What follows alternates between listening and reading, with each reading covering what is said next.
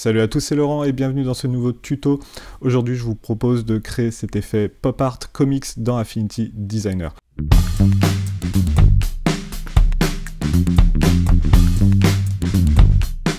Première étape, vous allez créer un nouveau fichier et vous allez créer un fichier de format carré. Donc là, vous pouvez prendre tout style de format. Donc vous faites fichier nouveau et puis vous faites un format carré. Moi, pour l'exemple, je prends un format 1080 pixels par 1080 pixels et je me mets en CMJN. Ensuite, je fais créer. Et une fois que vous avez votre document, eh bien, vous cliquez directement sur l'outil plan de travail et vous faites insérer un plan de travail. Ici, vous gardez bien votre plan de travail de sélectionner et vous allez dans l'onglet couleurs et puis vous venez changer le CMJN. Donc pour passer en CMJN, si vous êtes en RVB, par exemple si vous êtes en RVBX, vous cliquez sur le petit menu déroulant et puis vous venez cliquer sur CMJN. Et ici, vous allez pouvoir entrer vos valeurs CMJN. Donc on va rentrer les valeurs suivantes. 53, 0, 11 et 0. La deuxième étape de ce tutoriel va consister à faire les rayons que nous avons en arrière-plan. Ces rayons-là, on va pouvoir les faire avec l'outil rouage qui est disponible dans le menu du rectangle arrondi. Donc vous maintenez votre clic sur le rectangle arrondi et ensuite vous venez cliquer sur l'outil rouage. Une fois que vous avez fait ça, vous maintenez Shift et CTRL pour dessiner votre rouage.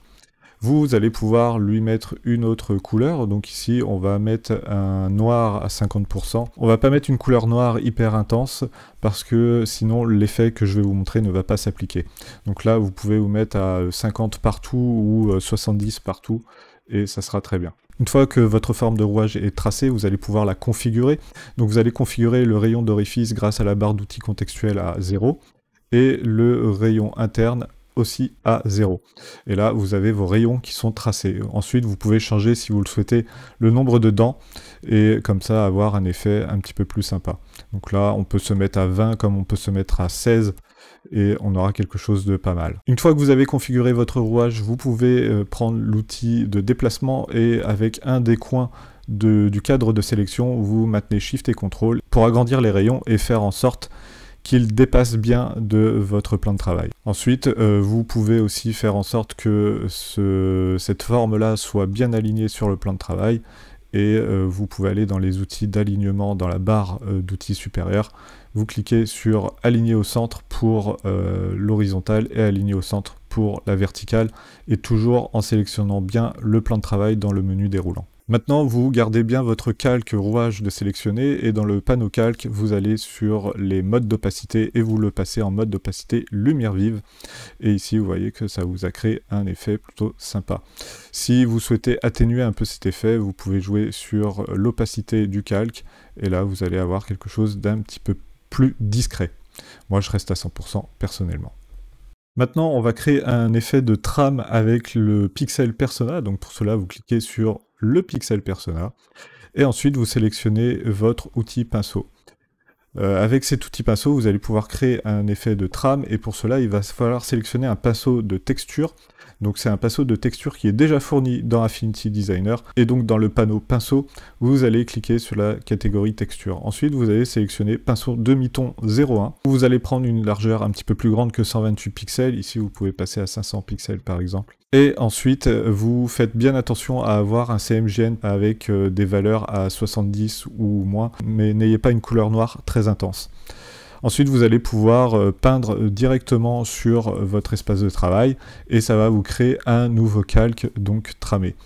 Vous voyez que ici, j'ai cliqué juste une fois, et l'assistant me dit qu'il a créé un nouveau calque pixelisé, et là, vous allez pouvoir peindre et créer votre effet de trame comme ceci.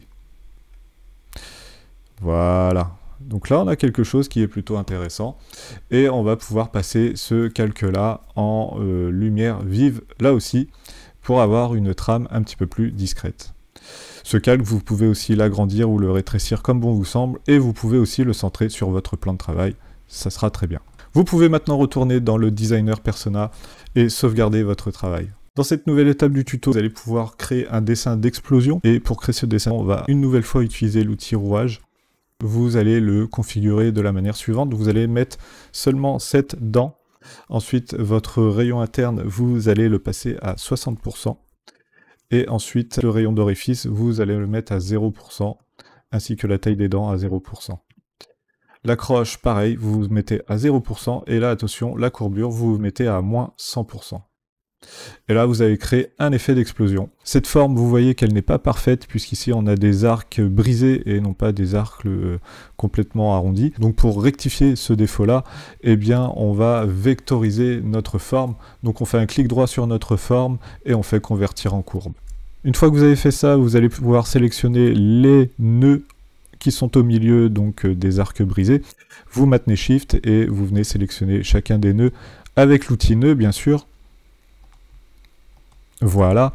Et ensuite, vous allez prendre l'outil angle et vous allez pouvoir donc jouer sur les angles et avoir de vrais angles parfaitement ronds au niveau de ces arcs-là. Une fois que vous avez arrondi tous ces angles, vous pouvez cliquer sur aspect du précalcul et là, ça va vectoriser votre forme, la convertir en courbe. Maintenant, avec l'outil déplacer et votre cadre de sélection, vous allez pouvoir lui donner une légère inclinaison comme ceci. Et on aura un effet un petit peu plus dynamique. C'est parfait, vous pouvez la dupliquer en faisant CTRL-J ou en faisant un clic droit et en cliquant sur dupliquer. Vous allez ensuite pouvoir la réduire en maintenant Shift et CTRL et en utilisant les coins de votre cadre de sélection et cette forme-là, vous allez pouvoir la passer en blanc. Voilà. Bien sûr, vous pouvez mettre une autre couleur que le blanc. Vous pouvez très bien mettre du jaune et on aura quelque chose d'un petit peu plus dynamique. Maintenant, on va pouvoir intégrer un texte artistique. Donc, vous cliquez bien sur l'icône de texte artistique qui est le A avec un carré bleu, très artistique. Vous cliquez, vous glissez pour avoir un aperçu de ce que vous allez tracer. Et ensuite, vous venez sélectionner la typographie Comica que vous pouvez télécharger grâce au lien qui est en description. Et ici, eh bien, vous tapez votre texte. Ce texte-là, vous allez pouvoir lui donner là aussi une petite inclinaison avec les petites flèches qui sont présentes sur le cadre de sélection. Voilà, et là, on a quelque chose de plus dynamique. Vous allez pouvoir aussi l'agrandir comme ceci et vous allez pouvoir le passer en blanc. Vous pouvez aller dans le panneau effet rapide et vous allez lui mettre un contour noir avec un gros rayon, histoire de bien couvrir les vides qu'il y a dans les hauts. Si vous ne voulez plus voir apparaître la petite ligne rouge qu'il y a sous votre texte, vous sélectionnez bien votre texte, vous allez dans texte et vous allez ensuite dans orthographe et vous cliquez sur ignorer le mot mal orthographié. Maintenant que vous avez ce texte qui est dessiné, eh bien vous allez pouvoir en faire un symbole. Pour faire un symbole, vous allez dans fenêtre et vous cliquez sur symbole et ensuite vous faites créer. Et là, vous allez pouvoir maintenant dupliquer le symbole en faisant CTRL-J. Et vous allez pouvoir le décaler pour faire un petit effet 3D. Et quand vous allez changer votre texte, donc par exemple ici on va écrire boom, et bien tous les symboles qui sont dupliqués vont changer. Donc on va revenir sur wow, voilà. Et maintenant, eh bien, vous avez quasiment terminé ce tutoriel. On va pouvoir ajouter une couleur dégradée grâce à l'outil dégradé sur notre lettrage blanc.